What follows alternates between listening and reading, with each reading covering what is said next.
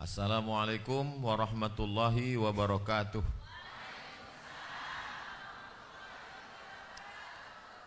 Kalau Tuan pergi ke Batam, jangan lupa menangkap ikan. Dari bunyi sambutan salam, sepertinya belum sarapan. Kaifa halukum wazin? Alhamdulillah, Allahumma salli ala Sayyidina Muhammad ibni Abdillah wa ala alihi wa sahbihi wa man da'a bida'watihi wa istanna bisunnatihi ila yaumi liqa'i rabbihi wa ba'du. Saya tadi waktu bersalaman dengan tokoh-tokoh kita di depan, pas salaman, ya saya sebagian kenal, sebagian tidak. Tapi pas melihat gambar baliho, baru saya sadar bahwa yang saya salami tadi Prof. Fasli Jalal. Nah itu, jadi kalau malam Jumat baca Al-Kahfi, selesai baca Al-Kahfi makan sambal balado, selalu nampak di TV, tapi yang ketemu langsung jauh lebih mudah. Nah itu Prof. Fasli Jalal. Kemudian yang berdiri tadi di sini itu adalah Prof. Jurnalis. Beliau lahir 1937, saya 1977. Kiai Hasan Abdullah Sahal 1947. Nah, jadi yang ujungnya 777 itu banyak yang saya ingat. Berarti kalau saya mau berdiri di sini seperti beliau, itu berarti 2035, 45, 55, 65. Mudah-mudahan kita semua bisa sehat seperti beliau. Saya ke Mesir tahun 98, 5 September. Kemudian waktu masih mahasiswa baru dapat kabar, nanti kita kumpul di Sekretariat KMM, Kesepakatan Mahasiswa Minangkabau. Saya sampai, ruangan sudah penuh. Saya hanya bisa duduk di tangga untuk mendengarkan di atas sedang pidato. Begitulah kami mahasiswa baru semangat untuk mendengar narasumber yang sedang menyampaikan kuliah di atas Sekretariat KMM. Tidak bisa melihat wajahnya, hanya sekedar mendengar suaranya saja. Dan hari ini alhamdulillah bisa bertemu. Sudah 20 berapa tahun itu? Lama lah sudah. Beliau adalah Dr. Eli Warti Maliki, Ketua Wazin. Dulu di Mesir itu Wihdah. Wihdah itu selalu kami ringkas dengan wanita idaman dunia akhirat. Dulu mahasiswa Indonesia di Kairo 2.474 orang. Yang laki-laki 2.100. Perempuan 300. Jadi saya termasuk yang tereliminasi. Makanya tadi waktu disebutkan bahwa sekarang di Kairo ada 5.000, saya terlintas di pikiran saya, andai saya sekarang di sana mungkin dapat. Alhamdulillah, walaupun saya tidak bisa dulu bergabung dengan Wihdah, hari ini saya bisa bergabung dengan Wazin. Masya Allah, tabarakallah. Lalu kemudian saya pun melanjutkan pendidikan saya ke Maroko tahun 2004. Kami membuat seminar peran pendidikan Islam yang diselenggarakan oleh mahasiswa PPI Timur Tengah dan Eropa. Dihadiri dari PPI Prancis, juga PPI beberapa negara Eropa. Narasumbernya waktu itu kami minta seminar dan sekaligus khutbah di Kedutaan Besar Republik Indonesia di Rabat.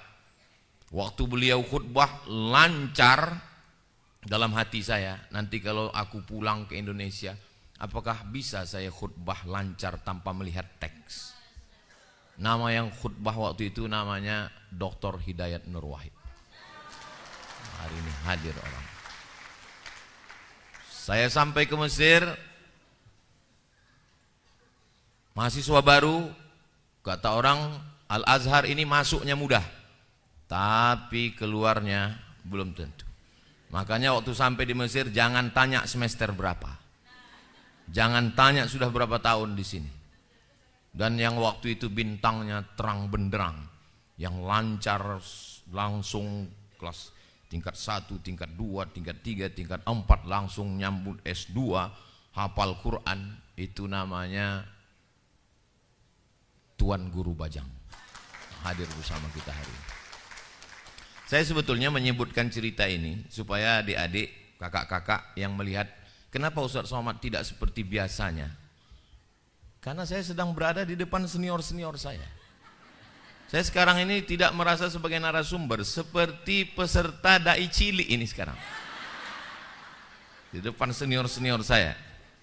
Saya kalau biasa tausiah itu hanya sekedar baca Al-Fatihah, ya Allah, yang mau kusampaikan ini ayat-ayatmu, yang mau kusampaikan sabda nabimu, tolonglah aku. Sesimpel itu doa saya. Tapi hari ini gak berhenti zikir saya dari tadi. Soalnya kalau silap salah, ya sakitnya nggak berapa, malunya ini. Apalagi ini kan streaming ini sekarang. Dan ini direkam di channel Ustadz Abdul Somad Official. Jangan lupa subscribe, like, share, and comment. Keluarga besar Yasri, Wazin, tak dapat saya sebutkan satu persatu, hadirin hadirat, muslimin muslimat, solihin solihat yang belum kawin dan belum sunat. Semuanya dimuliakan Allah Subhanahu wa taala. Amin ya rabbal alamin. Al-Qur'an selalu menggambarkan sesuatu yang tidak kelihatan menjadi kelihatan. Contohnya iman. Iman itu kelihatan atau tidak? Tidak kelihatan. Maka Al-Qur'an menampilkannya sebagai sesuatu yang kelihatan. Seperti apa iman itu? Kasyajaratin thayyibatin, seperti pohon yang kokoh, asluha thabitun, akarnya tunggal menghunjam ke tanah, wa far'uha fis sama, dan pucuknya ke atas. Iman itu mesti seperti pokok kayu yang akarnya ke dalam tanah, pucuknya ke atas, datang angin kecang puting beliung, dia tidak akan patah. Jangan tidak berakar, tidak berpucuk. Apa namanya? Enceng gondok. Kemana air mengalir, ke sana dia pergi. Nah, kalau iman tidak bisa, kalau kita bersedekah pahalanya banyak. Pahala banyak itu sebanyak apa? Maka Al-Quran menampilkan yang tidak kelihatan menjadi kelihatan. Kamathali habbatin, seperti satu biji. Ambatat sab'a sanabil, tumbuh 7 cabang, 7 bulir. Wa fi kulli sumbulatin mi'atu habbah, dalam satu bulir ada 700. Wallahu yudha'ifu liman yasha, Allah lipat gandakan lebih banyak lagi. Wallahu wasi'un alim. Al-Quran menampilkan yang tidak kelihatan menjadi kelihatan. Nah, tema kita adalah rahmatan. Rahmatan itu apakah kelihatan? Ketika saya bilang apakah rahmat itu kelihatan, sebagian bilang tidak. Tapi ada satu ibu, dia ragu. Karena menurut dia rahmat itu kelihatan, karena nama suaminya Pak Rahmat. Rahmat itu kasih sayang. Kasih sayang itu tidak kelihatan. Contohnya seorang istri mengatakan kepada suaminya, aku sayang kepada kamu sayang.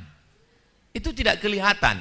Maka Nabi Muhammad SAW mau menggambarkan yang tidak kelihatan itu menjadi kelihatan. Mana contoh rahmat yang kelihatan? Anar Rahman, aku ini Rahman. Syaqaqtur rahim, aku jadikan rahim. Wa ja'altu lahu isman min ismi, rahim itu diambil dari namaku. Rahim itu diambil dari Rahman. Sehebat-hebatnya laki-laki, profesor, doktor, bintang 4, tidak ada anggota tubuhnya ini yang diambil dari Asmaul Husna. Tapi perempuan yang katanya rendah, yang katanya biasa-biasa saja, ada satu anggota tubuhnya ini yang diambil dari Asmaul Husna. Jadi kalau begitu lebih hebat laki-laki apa perempuan? Memang ternyata kalau kita minoritas ini susah ya. Jadi mengungkapkan kasih sayang itu, diambillah satu makhluk, dipilih Allah untuk mewakili tentang rahmat, itu adalah rahim. Bagaimana rahim? Seorang perempuan Afrika Utara mengandung anak. Afrika Utara itu cuacanya cuma 2, panas dan panas sekali. Tidak ada perempuan yang mengandung di Afrika Utara tiba-tiba lahir anaknya kepanasan, tidak ada. Tidak ada perempuan di kutub selatan yang beku tiba-tiba menggelinding es batu keluar dari perutnya. Enggak ada. Perempuan tempat yang paling nyaman, adem, ayam, tentrem adalah rahim. Makanya begitu anak itu lahir ke dunia, bibirnya membiru kedinginan, lalu dimasukkan dia ke dalam kotak kaca, apa namanya itu? Karburator, inkubator. Saya tahu, saya cuma lagi ngetes, ini jamaah masih sadar atau tidak. Dia kalau jamaah itu masih fokus, dia kritik kita. Tapi kalau dia udah terserah lah mau apa, yang penting cepat selesai katanya kan. Maka janin itu dimasukkan ke dalam inkubator, di setel berapa derajat Celcius Fahrenheitnya. Setelah itu bidannya pun sibuk main. Begitu ditengok, bayi pun masak, matang. Maka jangan sampai ada bidan yang main-main macam-macam, bidan dokter yang macam-macam. Tapi insya Allah ini bidan dokternya bagus. Kenapa? Alumni dari Yarsi. Memang iklan itu masuknya di beberapa menit ke depan. Yarsi ini tidak perlu disampaikan apapun oleh Ustadz Somad. Lalu kenapa Ustadz Somad sebutkan Yarsi? Karena saya ingin dapat amal jariah. Berapa orang dari Sabang sampai Papua, negara tetangga yang memasukkan anaknya jadi dokter, jadi bidan, jadi perawat, orang yang sukses. Saya ingin, kalau bahasa orang Melayu, menumpang tuah. Yang bertuah nih Yarsi.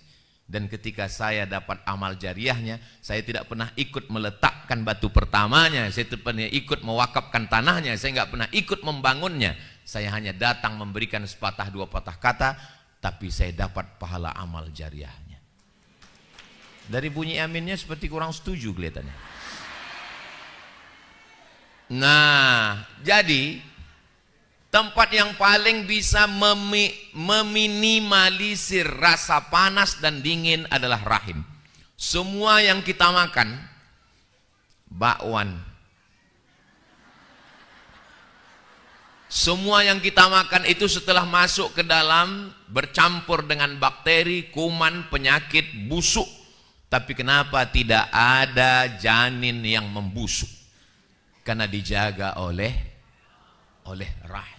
rahim, dijaga oleh Allah. Memang betul Allah menjaga, tapi melalui satu makhluk yang diciptakan Allah namanya rahim. Makanya dalam hadis Nabi, man ahabba ayyubsatalahu fi rizqihi, siapa yang mau lapang rezekinya, wa yunsa'alahu fi atharihi, mau panjang umurnya, falyasil rahim. Maka yang tepat itu adalah silatu rahim, karena bunyi hadisnya rahim. Adapun tertulis di baleho silaturahmi, mungkin yang nulis ini orang HMI. Man ahabba ibsatalahu fi rizqihi wa yunsa'alahu fi atharihi falyasil rahim. Silatu menyambungkan, merekatkan, melekatkan, mendekatkan. Rahim, maaf, satu kantong tempat janin dalam perut perempuan. Ini yang belum bisa dibuat oleh teknologi Jepang. Sekarang operasi kecantikan yang paling hebat katanya di Bangkok, Thailand. Laki-laki berangkat ke sana, pulang besar duit logam. Lalu kemudian dokter mengatakan ini kistanya mesti diangkat, dan ketika kista diangkat rahimnya ikut terangkat dan ibu tidak bisa hamil mengandung lagi. Si ibu menangis, suaminya senyum.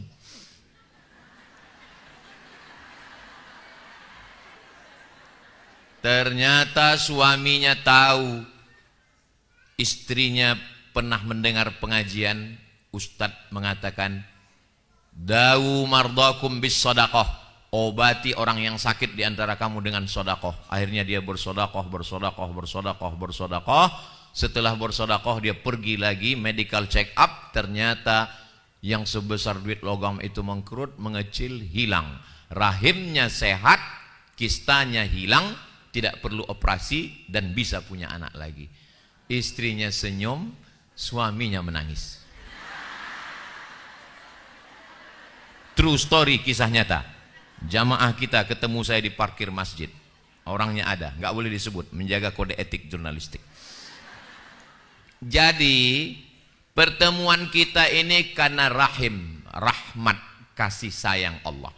Pendosa, pezina, pemabuk, pelakor, penjahat, pas buka Al-Quran, Asmaul Husna, Allah tidak mengatakan Bismillahil Muntaqim, dengan nama Allah yang maha menghukum, Bismillahil Jabbar, dengan nama Allah yang maha berkuasa. Tapi Bismillah, Asmaul Husna yang dipilih adalah Bismillahirrahmanirrahim. Makhluk yang paling rendah adalah hamba sahaya, budak, miskin, hitam, bukan apa-apa dan bukan siapa-siapa, fakir, lemah, du'afa, abdun namanya. Tapi begitu disandingkan dengan Rahman, nama dialah yang paling mulia, Abdurrahman, Abdurrahim, Abdus Somad. Begitulah hubung berkasih sayang. Makanya nanti yang dapat naungan di singgasana arsy Allah, siapa itu yang dapat? Sab'atun yudhilluhumullahu fi dhillihi yauma la dhilla illa dhilluh. Hari itu tidak ada tempat bernaung, panas terik mendidih otak di kepala. Yang dapat naungan itu adalah, malah dia dicari Allah. Ainal mutahabbuna bi jalali, mana orang yang berkasih sayang karena aku. Saya yakin saya bersama dengan Dr. Hidayat Nur Wahid, saya bersama dengan Tuan Guru Bajang, hubungan kami ini adalah karena kasih sayang karena Allah Subhanahu wa ta'ala. Berkasih sayang karena harta akan binasa, berkasih sayang karena kuasa akan sirna, tapi berkasih sayang karena Allah itulah akan kekal abadi. Sebagaimana kita berkumpul sekarang berkasih sayang karena Allah, OIAA, Wazin, Al-Azhar, bersatu kita di sini, berkumpul juga kita nanti di surga bersama Rasulullah SAW. Apa yang mengikat seorang makhluk laki-laki dengan satu makhluk perempuan? Berbeda. Laki-laki yang nampaknya gagah perkasa, sesungguhnya dia adalah makhluk yang rapuh. Perempuan yang nampaknya lemah justru sekarang dinobatkan sebagai ras terkuat di dunia. Apa yang mengikat dua makhluk ini? Yang mengikatnya adalah wa ja'ala bainakum mawaddatan, rahmah. Tempat tinggal kita rahim. Yang menyatukan laki dengan perempuan rahmah. Apa beda mawaddah dengan rahmah? Mawaddah melihat fisik, lebih putih, lebih cantik, lebih ganteng, lebih tinggi. Sedangkan rahmah menutupi kekurangan. Karena orang sebelum menikah yang dilihat kelebihannya, setelah menikah yang nampak adalah kekurangannya. Maka muncullah pepatah, hijau rumput di rumah lebih hijau rumput sintetis. Perempuan itu sifatnya seperti bunga yang kembang harum semerbak, kuntum hijau menguning memerah harum semerbak wangi, setelah itu dia kemudian layu menguning dan mati. Itulah sifat perempuan. Tapi kenapa masih berjalan bersama kondangan? Yang mengikat mereka adalah rahmah, kasih sayang. Makanya guru-guru kita kalau ngajar hadis, hadis apa yang pertama diajarkan?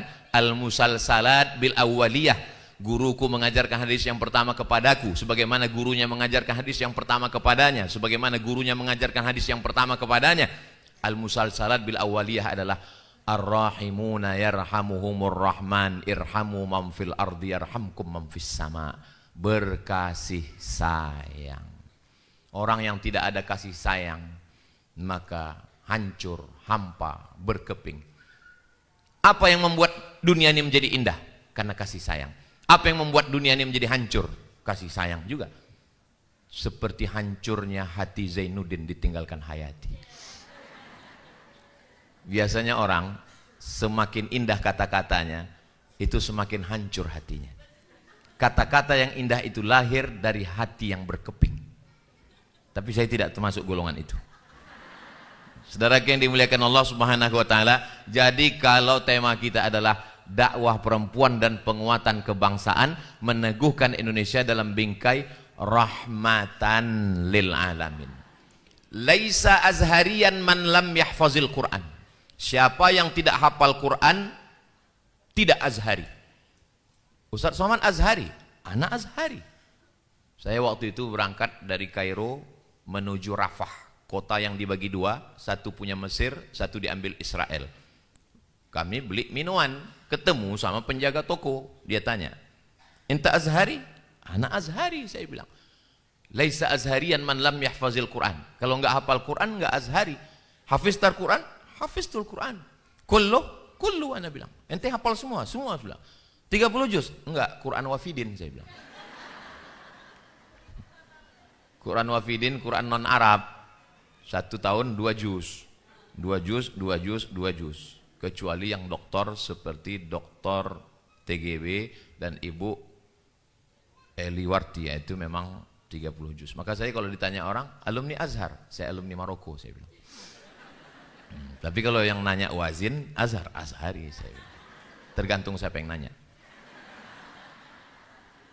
Kenapa Al-Azhar menurunkan standar yang Arab 7 juz setengah, 7 juz setengah, 7 juz setengah, 7 juz setengah, 30 juz. Tapi untuk kita, rahmat, kasih sayang.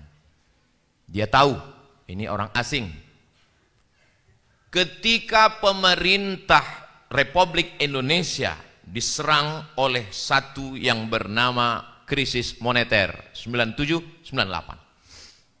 Lalu kemudian pemerintah Republik Indonesia mengirimkan pesawat Hercules untuk menjemput mahasiswa Indonesia bawa pulang. Kenapa yang dikirim pesawat Hercules? Karena pesawat Hercules nggak ada kursinya. Lesehan. Waktu itu duta besarnya Bapak Nur Hasan Wirayuda.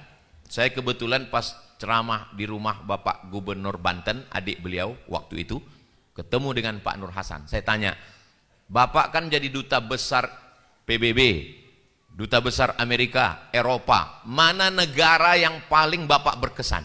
Apa jawab beliau? "Mesir." "Kenapa Mesir, Pak?" "Karena saya waktu krisis itu sedang jadi duta besar Republik Indonesia di Kairo. Dan saya umumkan kepada halayak, Indonesia sedang moneter, mahasiswa Indonesia mau dikirim pulang. Tiba-tiba orang Mesir datang, anak muda ngasih uang. Saya kirim intel untuk ngikuti siapa anak muda ini. Ternyata tukang jual apel di pinggir jalan. Itu tidak saya temukan di Eropa, saya tidak temukan di Amerika." Kata beliau, bukan kata saya, dengan ada perubahan redaksi bahasa sedikit. Datang tukang fotokopi, menjumpai Pak Dubes. Apa kata dia? "Saya tukang fotokopi, nggak kaya, nggak punya duit. Tapi untuk anak Indonesia, silakan fotokopi gratis di tempat saya." Saya nyewa rumah. Tuan rumahnya namanya Baba Yosef Hanna, Kristen Koptik. Kata dia, "Ma'alish ya ulad, mohon maaf, ana arfa' si'r bait, saya naikkan sewa rumah. Asan ana musab bisaratan, karena saya kena kanker. Jadi sewa rumah mau saya naikkan. Kebetulan yang bayar sewa rumah tiap bulan itu saya. Ya Baba Yosef, hadratak musab bisaratan, saratan bita'na aktar. Kalau antum kena kanker, kanker kami lebih parah lagi. Maka kami mau pindah dari rumah ini." Lama Baba Yosef termenung diam. Habis itu apa kata dia? "Enggak jadi naik harga sewa rumah." Yang membuat tukang fotokopi, tukang jual apel, dan Kristen Ortodok Koptik ini tidak menaikkan sewa rumahnya, rahmah, ada rasa kasih sayang. Orang kalau sudah dicabut Allah rasa kasih sayang dalam hatinya, dia akan menjadi la'anan mula'ana, orang yang terlaknat, dilaknat perbuatan yang laknat. Apa itu laknat? Laknat artinya ba'idun anir rahmah, jauh dari kasih sayang. Kalau Tuan pergi ke Padang, jangan lupa membeli rendang. Kalau memang betul Ustadz Somad ada rasa kasih sayang, ngomongnya jangan panjang-panjang. Saudaraku yang dimuliakan Allah Subhanahu wa taala. Jadi memang tema kita, kenapa? Ini kan orang-orang yang sudah mapan, pulang dari Al-Azhar sudah punya lembaga pendidikan. Apa namanya? Nahdlatul Wathon, Tuan Guru Bajang, NW di Nusa Tenggara Barat. Pulang ke Republik Indonesia, sudah punya lembaga pendidikan. Apa namanya? Keluarga Besar Darussalam Gontor Ponorogo. Beliau salah satu dari badan wakafnya, Dr. Hidayat Nur Wahid. Untuk apa lagi mereka masih mengayomi, melindungi adik-adik diajak kumpul bersama. Pulang dari Mesir sudah punya lembaga. Apa namanya? Al-Fahmu. Itu ada Ustadz, Masya Allah, Al-Fahmu Institute, Ustadz Fahmi Salim. Sesuai dengan namanya, Ustadz Fahmi Salim, jadi nama lembaganya Al-Fahmu Institute. Saya mau buat juga sebetulnya waktu itu namanya So Much Institute. Lembaga-lembaga ini tidak boleh berjalan sendiri-sendiri. Maka kalau tadi dikatakan Prof. Fasli Jalal, dari mulai lembaga pendidikan awal, menengah, atas, kurikulumnya mesti disamakan. Kurikulum yang menguatkan akidah, kurikulum yang berakhlakul karimah, dan semuanya mesti punya tata cara membaca Al-Quran, memahami ayat-ayat pendek, memahami bacaan sholat. Buku apa yang dipakai? Tarjamah Azhariyah Dr. lupa pula, Eliwarti Maliki. Saya mau kebersamaan kita ini jangan hanya sekedar nostalgia kasih sayang. Kalau kita sayang dengan anak bangsa ini, buta huruf Al-Quran, maka kebersamaan di Wazin, kebersamaan di OIAA, kebersamaan yang sudah menyatukan kita Al-Azhar, begitu juga dengan Yarsi, maka insya Allah kebersamaan inilah yang membuat kita nanti bisa bekerja sama dan sama-sama bekerja di masa akan datang. Saya kalau masuk ke hutan, jadwal saya masuk ke pedalaman 3 bulan sekali. Kami buat pondok di pedalaman suku Talang Mamak, namanya, dari Pekanbaru Riau 7 jam naik mobil sampai ke satu kawasan, tinggalkan mobil tepi sungai, jam 10 pagi naik perahu masuk ke dalam, azan asar baru sampai. Itulah makan yang paling enak karena lapar sekali. Di dalam orang masih menyembah pokok kayu, menyembah batu, dan menyembah hantu. Enggak bisa tablik akbar, orang dia enggak kenal kita. Channel YouTube enggak ada, TV enggak ada. Apa yang membuat kita masuk ke dalam? Rahmat, bukan kebencian. Kita tidak menebarkan kebencian. Kita kasih sayang, jangan sampai saudara kita ini tidak mengenal tauhid la ilaha illallah Muhammadur Rasulullah sallallahu alaihi wasallam. Saya bertemu dengan Syekh Muwaffaq Al-Murabi. Lalu Syekh Muwaffaq ini sebelum berpisah berpesan, Abdul Somad, kamu saya pesankan guru kami Muhaddits Asyam Syekh Badruddin Al-Hasani dengan murid-muridnya sebelum meninggal dunia meninggalkan 5,000 madrasah, 5.000 sekolah. Jadi kita mesti memperbanyak lembaga pendidikan. Anak saya masukkan, teman saya alumni Azhar membuat preschool, Nurul Azhar. Saya masukkan anak saya. Apa itu Ustadz preschool? Apa preschool? Enggak tahu saya. Lebih banyak pre-nya daripada schoolnya. Saya masukkan anak saya, direkam mereka jadi bintang iklannya, enggak apa-apa. Supaya apa? Membangkitkan semangat. Yang penting Azhar. Kami buat namanya Nurul Azhar. Untuk apa?